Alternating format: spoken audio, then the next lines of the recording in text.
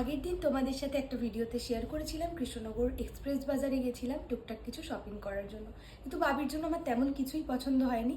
তো কি কি টুকটাক বেসিক জিনিসপত্র নিয়ে এলাম ডেইলি ওয়্যার, সেগুলো তোমাদের সাথে আজকে শেয়ার করব। তো ফার্স্টেই নিয়েছিলাম এরকম একটা জগার্স, যেটা আমার ভীষণ পছন্দ হয়েছে। একদম পিওর কটন মেটেরিয়ালের মধ্যে ছিল, আর প্রাইসও খুব রিজনেবল প্রাইস ছিল, 199 অনলি।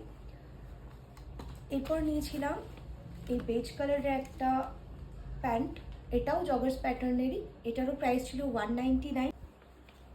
এই একটা শার্ট নিয়েছিলাম যেটার কালারটা ভীষণ সুদিং ছিল, আমার খুব পছন্দ হয়েছে কালারটা, তো এটা নিয়েছিলাম। এটারও প্রাইস ছিল 199, আর একদম মেটেরিয়ালটা ছিল পিওর কটন।